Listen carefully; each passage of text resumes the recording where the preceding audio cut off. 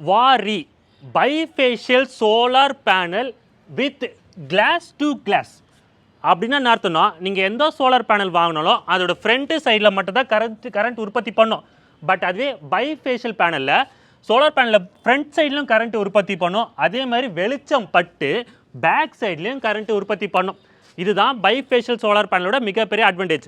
So இந்த video ஃபுல்லாகவே ஒரு பைஃபேஷியல் சோலார் பேனல் எப்படி ஒர்க் ஆகும், அதேமாதிரி இந்த பேனலோட மிகப்பெரிய அட்வான்டேஜ், இந்த பேனல் யார் வாங்கலாம் யார் வாங்கக்கூடாது தான் இந்த வீடியோ ஃபுல்லாக கிளியராக சொல்லி தரப்போகிறேன்.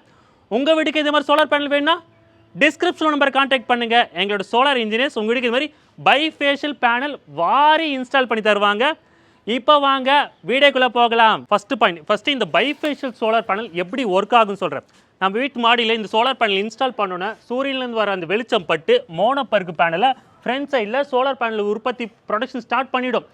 மீதி ஒரு கொஞ்சம் வெளிச்சம் இருக்குது பார்த்தீங்களா, நம்ம வீட்டு மாடி மேலே அந்த வெளிச்சம் படல, அதுலேருந்து ஒயிட் ரிஃப்ளெக்டிங் டைல்ஸ் இன்ஸ்டால் பண்ணவங்களுக்கு அந்த ஒயிட் ரிஃப்ளெக்டிங்ஸில் இப்படி வெளிச்சடி பட்டு மறுபடியும் ரிஃப்ளெக்ட் ஆகும் பார்த்தீங்கன்னா, அந்த வெளிச்சம் பட்டு இந்த சைடில் இருக்கிற பேனலில் ப்ரொடக்ஷன் ஆரம்பிச்சிடும்.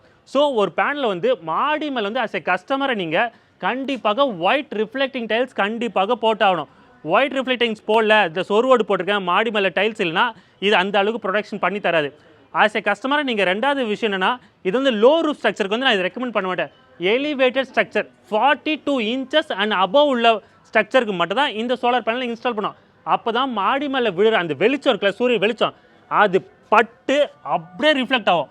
ஸோ சூரிய வெளிச்சம் பட்டு மேலே இருக்கிற பேனல் எப்படி ப்ரொடக்ஷன் ஆகுதோ அதே மாதிரி ரிஃப்ளெக்ட் ஆகி ஒயிட் கலர் ரிஃப்ளெக்டிங் டைல்ஸில் பட்டு மீது ஒரு ரிஃப்ளெக்ட் டைல்ஸில் படுற வெளிச்சம் எல்லாமே இந்த இடத்துல பட்டு இந்த பேனலோட ப்ரொடக்ஷனும் ஆரம்பிச்சிடும். ஸோ அதனால தான் இந்த சோலார் பேனலுக்கு பைஃபேஷியல் சோலார் பேனல் பேர் வச்சாங்க.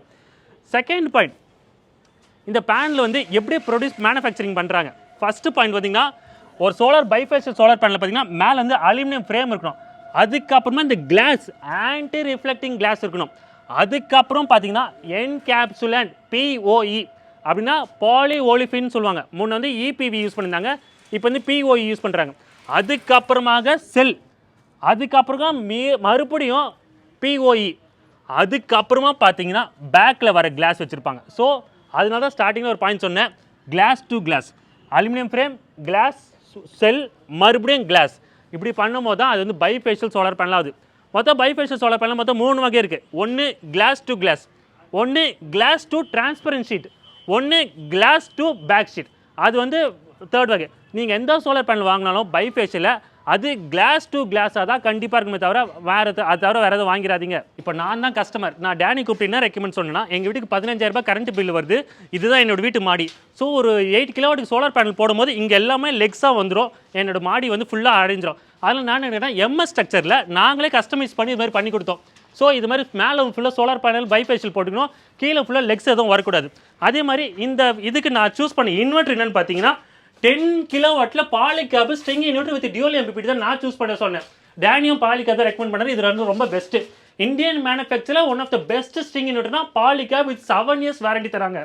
ஸோ இந்த இது வந்து டியூல் MPPT இருக்கிறதுனால நானும் கேட்டேன்னா இப்போ புதுசாக ஒரு டெக்னாலஜி நான் இம்ப்ளிமெண்ட் பண்ண போகிறேன் டேனி, அதனால் எனக்கு வந்து ஃப்ரெஷ்ஷாக பார்க்க அழகாக பைஃபேஷியல் சோலார் பேனல் போட்டு கொடுங்கன்னு அவரும் மோனோபர்க்கு மேலே பைஃபேஷியல் சோலார் பேனல் போட்டு கொடுத்தாரு.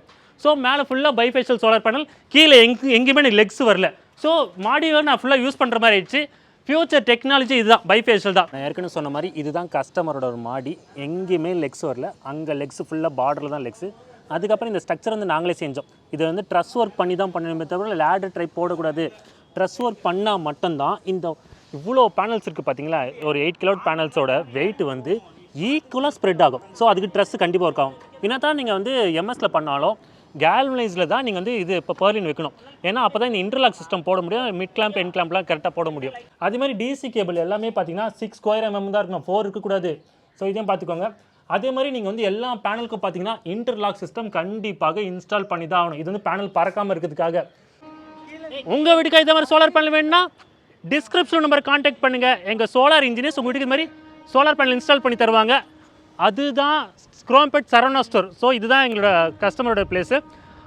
என்றைக்குமே இப்படி தான் ஒரு நல்ல டெக்னாலஜிக்குள்ளே போகணும். பைஃபேஷியல், மோனோபர்க் அது மாதிரி போடணும். அதை விட்டுட்டு பாஸை எங்கள் வீட்டில் வந்து சோலார் பேனல் போட்டோம் பாஸை, ஒன்றுமே ஒர்க் ஆகல பாஸை, போகிற இடத்துலலாம் ஒரு பேனல் 2 பேனல் வாங்கி போட்டோம் பாஸை, ஒன்றுமே அவுட்புட் வரல, அதெல்லாம் வேர்ஸ்ட். அப்படிலாம் பண்ணவே கூடாது. சோலார் பேனல் தெரியாதவங்க பற்றி போடலாம், தெரிஞ்சவங்க இது மாதிரி பண்ணக்கூடாது. பிராண்டில் கூட பெஸ்ட்டு பிராண்டு ஒரே பிராண்டாக தான் இருக்கணும்.